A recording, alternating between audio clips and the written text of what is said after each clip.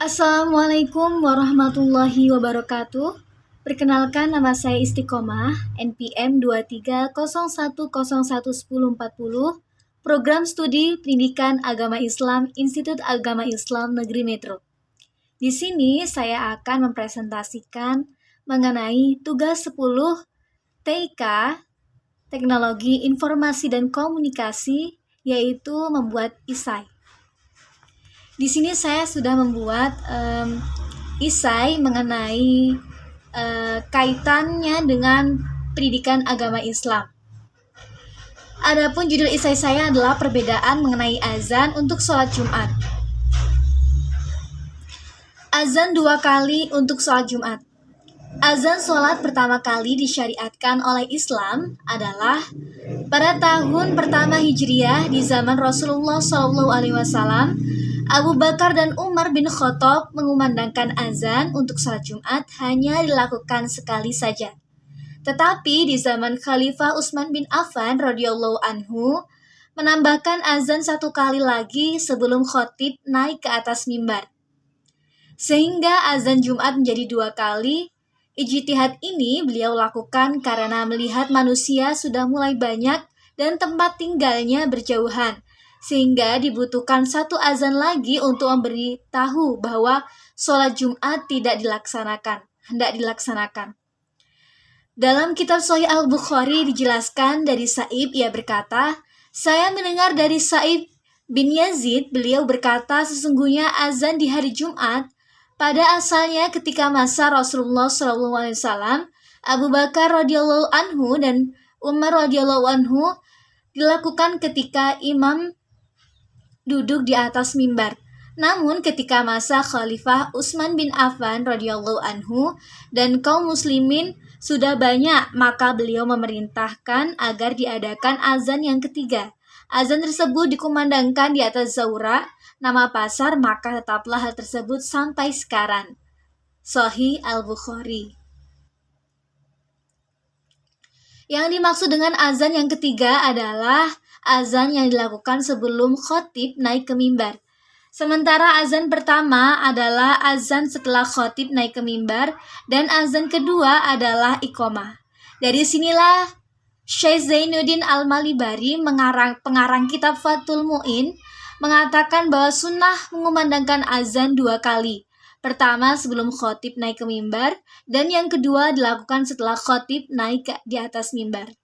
Disunahkan azan 2 kali untuk sholat subuh, yakni sebelum fajar dan setelahnya. Jika hanya mengumandangkan 1 kali, maka yang utama dilakukan setelah fajar. Dan sunnah 2 azan untuk sholat Jumat, salah satunya setelah khatib naik ke atas mimbar dan yang lain sebelumnya. Fathul Mu'in. Meskipun azan tersebut tidak pernah dilakukan pada zaman Rasulullah SAW, ternyata ijtihad Sayyidina Utsman radhiyallahu anhu tersebut tidak diingkari atau dibantah oleh para sahabat Nabi SAW yang lain loh. Itulah yang disebut dengan ijma' sukuti, yakni satu kesepakatan para sahabat Nabi SAW terhadap hukum suatu kasus dengan cara tidak mengingkarinya. Diam berarti setuju pada keputusan hukumnya. Dalam kitab Al-Mawahib Al-Laduniyah disebutkan sesungguhnya apa yang dilakukan oleh Sayyidina Utsman radhiyallahu anhu itu merupakan ijma' sukuti atau kesepakatan tidak langsung karena para sahabat yang lain tidak menentang kebijakan tersebut. Al-Mawahib Al-Laduniyah juz 11. Apakah itu tidak mengubah sunnah Rasul?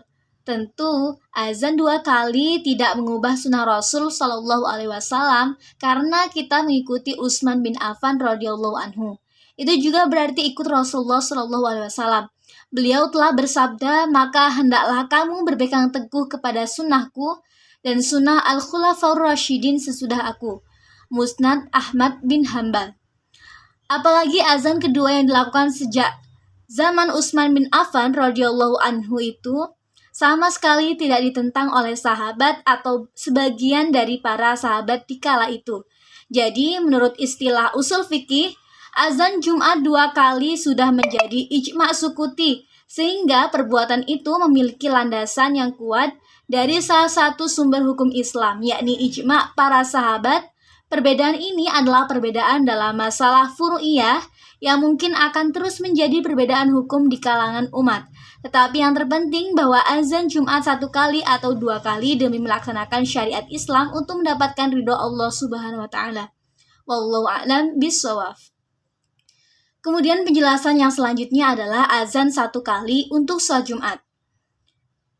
Dari hadis yang diriwayatkan oleh Al-Bukhari, artinya diriwayatkan dari As-Sa'ib bin Yazid, ia berkata, azan pada hari Jumat awalnya dahulu ialah apabila imam telah duduk di atas mimbar.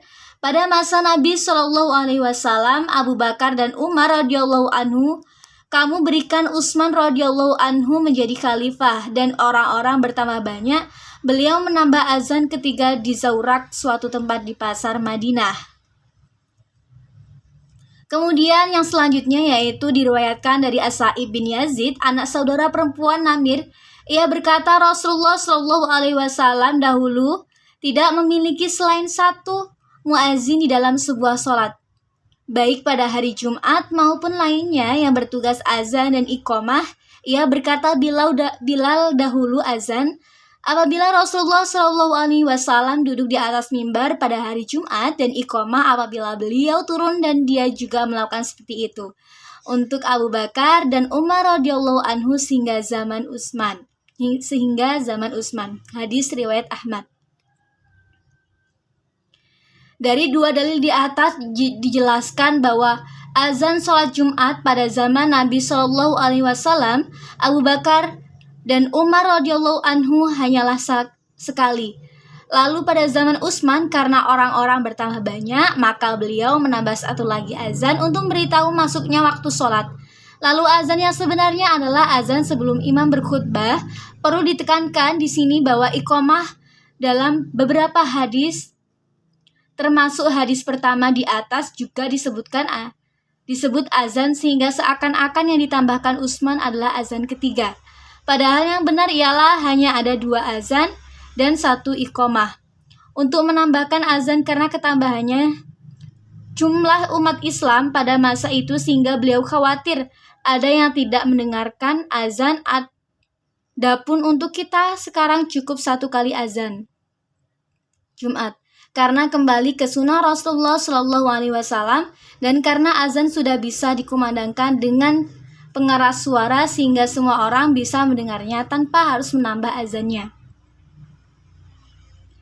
Dilansir dari NU Online dan Muhammadiyah.id. Baik teman-teman,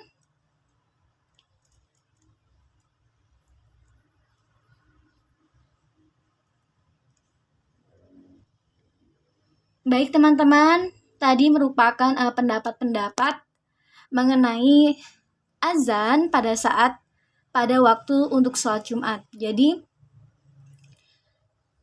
dapat disimpulkan bahwa semua itu benar karena semuanya juga memiliki dalil masing-masing, teman-teman. Jadi tergantung bagaimana cara kita menilai dan menyikapinya. Demikianlah tadi presentasi dari saya. Kurang lebihnya saya mohon maaf, dan apabila terdapat kesalahan dalam pengucapan dan tingkah laku saya yang kurang berkenan, saya mohon maaf, dan kepada Allah saya mohon ampun. Saya akhiri, wassalamualaikum warahmatullahi wabarakatuh. Bye bye.